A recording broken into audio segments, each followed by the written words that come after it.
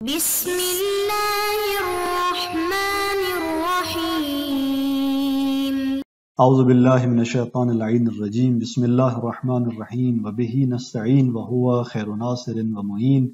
الحمدللہ رب العالمین وصلی اللہ علی محمد وآلہ الطیبین الطاہرین المعصومین۔ ہماری گفتگو کتاب المقاصد کے دوسرے حصے کتاب البیع کے مباحث میں جاری ہے، اور آج کے درس کا عنوان چوتھی تنبیہ سے سابقہ مطلب پر شواہد اور پھر ایک دعویٰ اور اس کا رد ہے۔ تو اس طرح آج کے ہمارے اس درس کے اہم عناوین میں سے ایک عنوان سابقہ مطلب پر شواہد کا بیان ہے۔ ہم گزشتہ مطلب کے اندر بیان کر رہے تھے کہ حدیث الناس مسلطون کے عموم سے ہم استفادہ نہیں کر سکتے اس بات پر کہ ہم اباحہ تصرف کو ایک عام اور مطلق صورت پر ثابت کر سکیں اس کی صحت کو، اور اس طرح اس پہلی راہ کو ہم نے یہاں مفید نہیں جانا تھا۔ مزید کچھ شواہد اس پر بیان کریں گے، اور ایک دعویٰ کہ جس دعویٰ سے یہ دوبارہ جو ہے یہاں پر ملکیت آننما کو ثابت جانا جا رہا ہے، لیکن اس دعویٰ کا شیخ پھر رد کرتے ہیں، اس کو جواب دیتے ہیں۔ تو یوں 3-4 مطلب آپ کے سامنے آج کے اس درس کے اندر بیان کریں گے۔ تو چلتے ہیں ہم اپنے پہلے عنوان کی طرف کہ وہ شواہد جو یہاں مد نظر ہیں اور شیخ انصاری بیان کرنا چاہتے ہیں، ان میں سے پہلا شاہد اس طرح سے ہے کہ وَلِأَجْلِ مَا ذَكَرْنَا صَرَّحَ الْمَشْهُورُ، فرماتے ہیں کہ وہ جو بات ہم نے بیان کی کہ کوئی دلیل معتبر شرعی ہمارے اس بات پر نہیں ہے کہ ہم اس اباحہ مطلقہ کو صحیح جان سکیں اور اس کی صحت پر ہمارے پاس کوئی معتبر دلیل ہو، یہ جب ہم نے دیکھا کوئی معتبر دلیل نہیں ہے تو مشہور نے تصریح کی ہے اسی وجہ سے، بلکہ یہ کہا گیا ہے کہ لم یوجد خلاف، کہ حتیٰ مشہور تو کیا یہاں پر کوئی اختلاف ہی نہیں ہے، کوئی مد مقابل مخالف شخص یہاں پر موجود نہیں ہے۔ کس بات میں؟ فی انہو،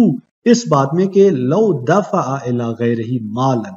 کہ اگر کوئی شخص مثلا دفع کرتا ہے، دیتا ہے دوسرے کو اپنا کچھ مال، وقالا، اور اسے کہتا ہے کہ اشترے بہی لنفسک کا طعام، کہ اس کے ذریعے تم اپنے لیے طعام کچھ غذا جو ہے وہ خرید کرو۔ تو اب ہم یہاں پر دیکھتے ہیں کہ اس کے اس قول کے اندر 3 طرح کے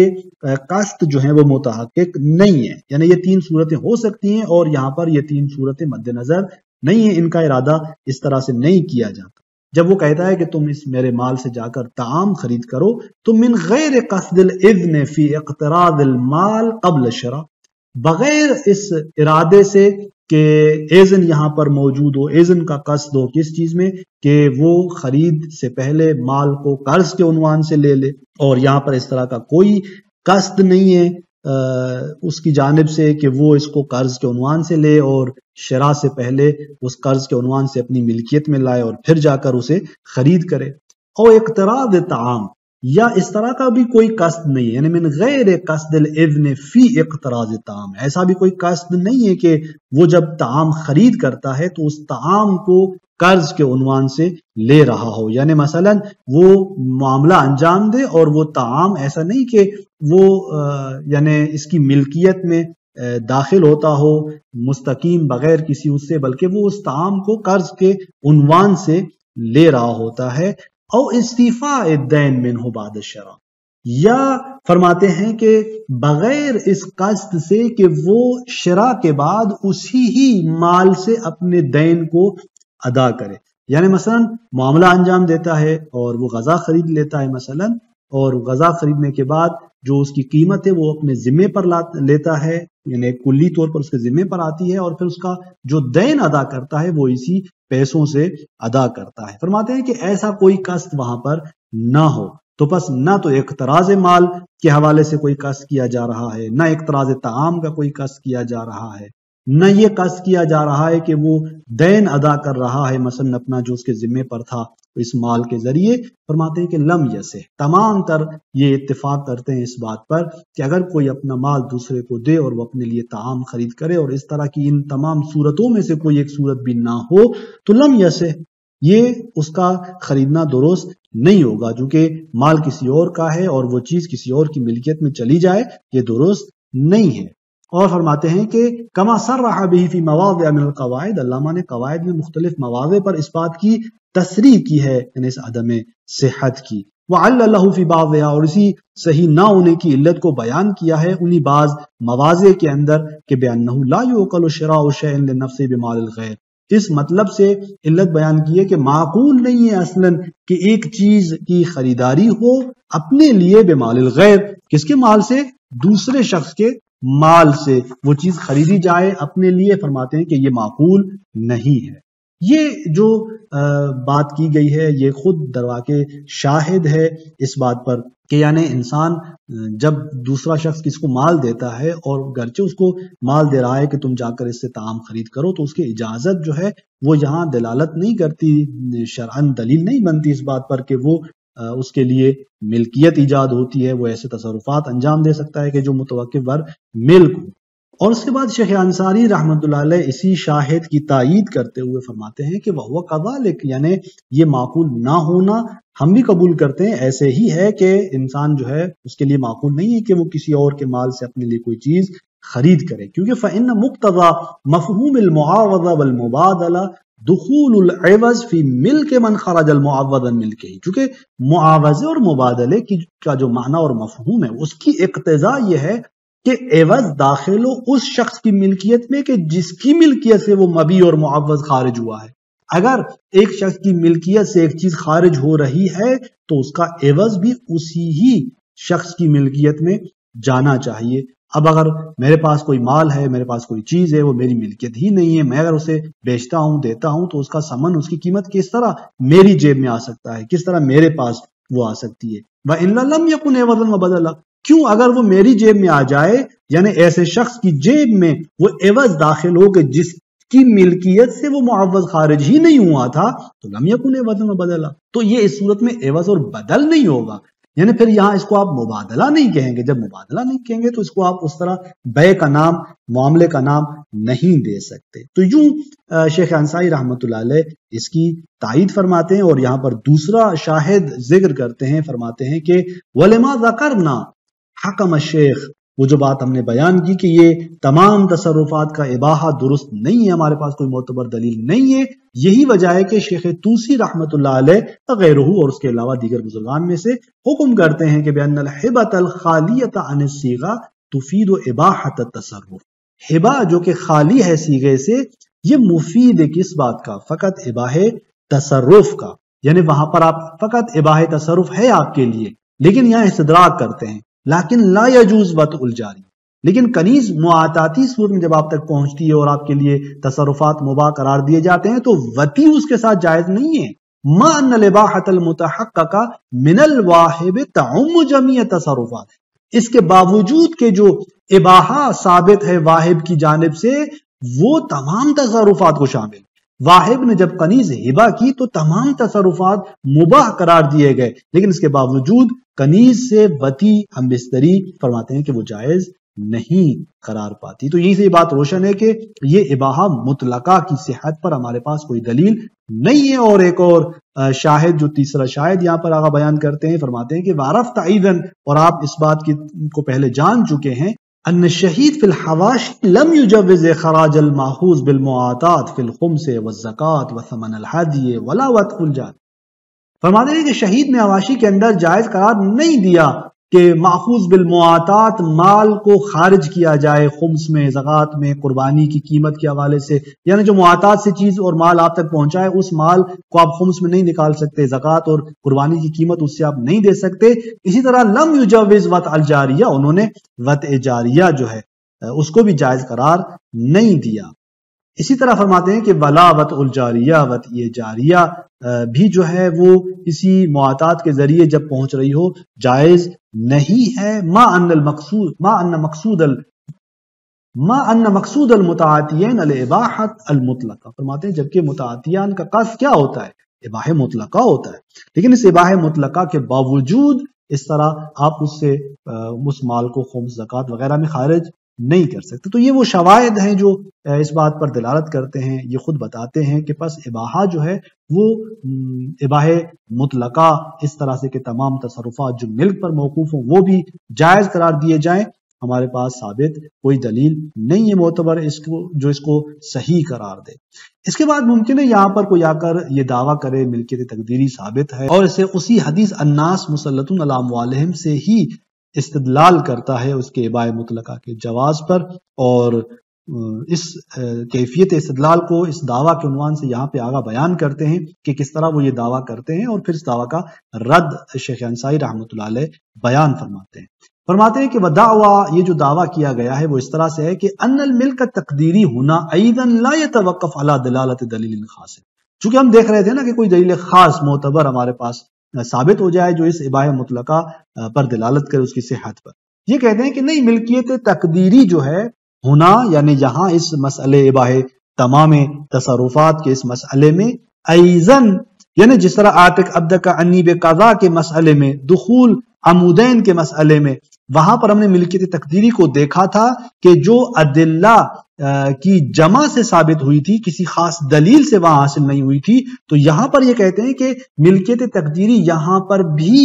لا يتوقف علی دلالت دلیل خاص، متوقف نہیں ہے کسی خاص دلیل کی دلالت پر، بلکہ یکفی الدلالت بمجرد الجمع بین عموم الناس مسلطون علی اموالہم، بلکہ کافی ہے یہ دلالت فقط اور فقط جمع کے طریقے سے کہ عموم الناس مسلطون علی اموالہم اور دیگر دلائل کے درمیان جمع کیا جائے کہ یہ جو الناس مسلطون علی اموالہم ہے یہ عمومیت رکھتی ہے، الدال جس کا عموم دلالت کرتا ہے اللہ جواز هذه الاباحہ المطلقہ، اس اباح مطلقہ کے جواز پر دلالت کرتا ہے۔ الناس مسلطون کہہ رہی ہے حدیث کہ یعنی تمام تر تصرفات آپ کے لیے مباح ہے، جو کہ آپ کو سلطہ ہے اپنے مال پر، جب آپ اس کو مباح قرار دیتے ہیں تو آپ تمام تر تصرفات کو اس کے لیے مباح کرتے ہیں، تو یہ اباح مطلقہ یہاں سے حاصل ہوتا ہے۔ فرماتے ہیں کہ یہ جو ہم کہہ رہے ہیں کہ ملکیت تقدیری یہاں پر حاصل ہے، یہ کسی دلالت دلیل خاص پہ موقوف نہیں ہے، بلکہ کافی ہے یہاں پر کہ اس طرح کی حدیث کو جمع کیا جائے دیگر ان ادلہ کے درمیان، وبین ادلۃ، یعنی ان ادلہ کے درمیان یہ جمع واقع ہو، توقف مثل العتق والبیع علی الملک، وہ ادلہ دیگر کون سی کہ جہاں عتق اور بیع جیسی چیزوں کو موقوف جانا جاتا ہے کس پر؟ ملکیت پر، کہ لا عتق الا فی ملک، لا بیع الا فی ملک، اس طرح کہ وہ تمام دلائل کے جو یہ ثابت کر رہی ہیں کہ عتق اور بیع اور یہ تمام تر چیزیں جو ہیں وہ کس کے اندر پر موقوف ہیں؟ ملکیت پر موقوف ہیں۔ فرماتے ہیں کہ نظیر الجمع بین الادلۃ فی الملک تقدیری، یعنی بالکل اسی ہی جمع کی طرح کہ جو ملکیت تقدیری میں ادلہ کے درمیان انجام دی گئی، مثلا عاتق عبدک عنی، یا مثال اس دخول عمودین فی ملک شخص والی مثال کے اندر جو آپ نے ادلہ کے درمیان جمع کیا اور ملکیت تقدیری کو ثابت کیا انما ایک لحظہ پہلے، تو یہاں پر بھی ہم ان ادلہ کو جمع کرتے ہوئے کہ ایک طرف سے ہمارے پاس الناس مسلطون علی اموالہم کی عموم ہمارے پاس موجود ہے جو اباح مطلقہ کو جائز قرار دے رہا ہے، اور دوسری طرف سے ہمارے پاس دلائل دیگر ہیں کہ جو عتق اور بیع کو ملکیت پر موقوف جان رہے ہیں، اور ان دلائل کے درمیان ہم جب جمع کرتے ہیں تو نتیجہ یہی نکلتا ہے کہ پس اگر یہ شخص کوئی چیز بیچتا ہے کہ جس کو مباح قرار دیا گیا تھا، تو وہ بیع سے پہلے آنن پہلے ایک لحظہ پہلے ملکیت تقدیری، ملکیت فرض کی جائے گی، ملکیت حاصل ہوگی اس کے لیے، اور وہ بیع اس کی ملک کے اندر واقع ہوگی در واقع۔ تو یوں ایک دعویٰ کیا جاتا ہے، شیخ انصاری رحمۃ اللہ علیہ فرماتے ہیں کہ مدفوعۃن، یہ جو دعویٰ کیا گیا ہے یہ مدفوع ہے، یہ دفع ہوتا ہے، یہ قابل جواب ہے۔ کس طرح قابل جواب ہے؟ چونکہ دیکھیں اگر ان ادلہ کے درمیان میں تب ہم جمع کریں جب یہ احادیث الناس مسلطون اور دیگر تمام ادلہ جاری ہوتے ہوں ایک ہی مورد پر، یہ حدیث الناس مسلطون ہم دیکھتے ہیں کہ یہاں ہمارے معنی فی میں تو جاری ہی نہیں ہوتی، جب جاری ہی نہیں ہوتی تو کس طرح آپ ان ادلہ کے درمیان جمع کریں گے؟ یہ ایک بیان ہے جو یہاں سے آگا جواب دیتے ہیں، ایک اور فنی بیان بھی ہے جو انشاءاللہ شاید ہم اگلے درس کے اندر بیان کر سکیں، لیکن اس درس کے اندر ایک بیان جو یہاں پر آگا اس دعویٰ کے دفع میں بیان کرتے ہیں وہ اس طرح سے ہے کہ الناس مسلطون علی اموالہم تو یہاں پر جاری ہی نہیں ہے، بے ان عموم الناس مسلطون علی اموالہم، کہ یہ جو عموم ہے کہ لوگ اپنے اموال پر مسلط ہیں، انما یدل علی تسلط الناس علی اموالہم لا علی احکامہم، اس کی دلالت کس بات پر ہے؟ فرماتے ہیں اس بات پر ہے کہ لوگ اپنے اموال پر سلطہ رکھتے ہیں، نہ اپنے یعنی ان اموال کے احکام پر۔ جب اس طرح سے ہے تو آپ فرماتے ہیں کہ فمقتضاہ امضاء الشارع لاباحۃ المالک کل تصرف جائز شرعن. فرماتے ہیں کہ اس کا مقتضا کیا ہے؟ اس کا مقتضا یہ ہے کہ شارع امضا کر رہا ہے یعنی مالک کے اباحے کو تمام ان تصرفات کی نسبت کہ جو جائز ہو تصرف شرعن شرعی اعتبار سے، جہاں جہاں تصرفات شرعن جائز ہیں. اور یہ حدیث کہہ رہی ہے کہ انسان اپنے مال پر سلطہ رکھتا ہے، لہٰذا اس تسلط کی بنیاد پر اس کا اقتضاء یہ ہے کہ مالک جن تصرفات کو مباح قرار دے رہا ہے، شارع ان تمام مالک کے اس یعنی اباحِ تصرفات کو صحیح جانتا ہے، لیکن جب وہ شرعن تصرف جو ہے جائز ہو. لہذا یہ حدیث ایسی حدیث نہیں ہے کہ جو سببیت ایجاد کرتی ہو، حتیٰ وہ تصرف جو شرعن جائز نہیں ہے اس کو بھی یہ جائز بنا دے، ایسا نہیں ہے. فَالْإِبَاحَةُ وَإِنْ كَانَتْ مُطْلَقَةً، پس اباحہ اگرچہ مالک کی جانب سے مطلقہ ہے، إِلَّا أَنَّهُ لَا يُبَاحُ بِتِلْكَ الْإِبَاحَةِ الْمُطْلَقَةِ، مگر یہ کہ اباحہ حاصل نہیں ہوتا اس اباحہ مطلقہ سے الا ما ہوا جائز بذاتہ فی الشریع، یعنی کوئی اباحہ حاصل نہیں ہوتا اس اباحہ مطلقہ سے مگر وہ جو کہ اپنی ذات میں بذات شریعت کے اندر جائز ہو. جو بھی تصرف اور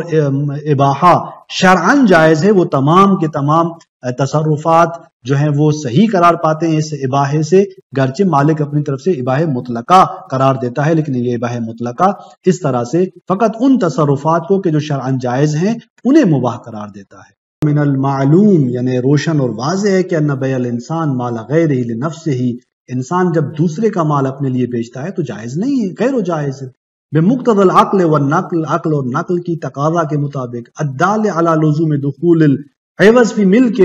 مالک المعوض، وہ عقل اور نقل جو دلالت کر رہی ہیں اس بات پر کہ عوض کا دخول ضروری ہے اسی معوض کے مالک کی ملکیت میں، لہذا فلا یشملہ العموم فی الناس مسلطون علی اموالہم، اس بات کو الناس مسلطون علی اموالہم شامل نہیں ہوتی. یعنی ایسا نہیں ہے کہ جب آپ دوسرے کے مال کو اپنے لیے بیچ رہے ہوں تو الناس مسلطون علی اموالہم کا عموم اس کو شامل ہو جائے اور آپ کہیں کہ کیونکہ دوسرے نے وہ مال آپ کو دیا ہوا ہے، اس کے تصرف آپ کے لیے مباح قرار دیا ہے، تو لہٰذا پس یہاں پر آپ کے لیے اس کو بیچنا اپنے لیے یہ درست ہو جاتا ہے. نہیں، یہ عموم اس کو شامل نہیں ہوتا. لہٰذا وہ جو حدیث کہہ رہی ہے کہ بیع نہیں ہوگی مگر ملک کے اندر، وہ اپنی جگہ پر قائم ہے. اور حدیث الناس مسلطون علی اموالہم کا جو یہ عموم ہے وہ یہاں پر اصلا جاری ہی نہیں ہوتا تاکہ ہم کہیں کہ تنافی ہو رہی ہے اور پھر یہاں پر جمع کی بات آ جائے. لہذا فرماتے ہیں کہ حتی یثبت التنافی بینہ، یعنی یہ عموم اصلا شامل ہی نہیں ہے اس مورد کو جو یہاں پر کہا جائے کہ تنافی ثابت ہوتی ہے بینہ اس حدیث و بین الادلہ، اور ان دلائل کے درمیان کے الدالۃ علی توقف البیع علی الملک، جو دلالت کر رہی ہیں دلائل اس بات پر کہ بیع جو ہے وہ ملکیت پر موقوف ہے. یہ تنافی یہاں پر ثابت ہو جائے اور پھر فیجمع بینہما، پھر ان کے درمیان جمع کا مرحلہ آ جائے بالتزام الملک تقدیری آنن ما، یعنی ایک لحظہ پہلے ملک تقدیری سے ملتزم ہونے کی جمع کی جائے اور یہ کہا جائے کہ یہاں پر ملکیت تقدیری جو ہے وہ ثابت ہوتی ہے. آپ فرماتے ہیں کہ نہیں، نہ تو یہاں پر تنافی ثابت ہے اور نہ ہی نوبت پہنچتی ہے ان ادلہ کے درمیان جمع کرنے کی. کیوں؟ اس لیے کہ اصلا حدیث الناس مسلطون کا جو عموم ہے وہ یہاں پر اس کو شامل ہی نہیں ہوتا. اسی طرح اس بیان سے شیخ انصاری رحمۃ اللہ علیہ دروا کے جواب دیتے ہیں اس دعویٰ کا، لیکن اس کے علاوہ بھی ایک اور فنی جواب بھی یہاں پر دوبارہ دقیق تر اور عمیق تر بیان فرماتے ہیں، جس کو انشاءاللہ اگلے درس کے اندر ہم بیان کریں گے. تو نتیجہ یہ نکلتا ہے کہ جو دعویٰ کیا گیا ملکیت تقدیری کا ایک لحظہ پہلے، اور وہ حدیث الناس مسلطون کے عموم سے جس کو صحیح جانا گیا، آپ فرماتے ہیں کہ ایسی دعویٰ درست نہیں ہے اور یہ حدیث یہاں پر جاری ہی نہیں ہوتی. والسلام علیکم ورحمۃ اللہ وبرکاتہ.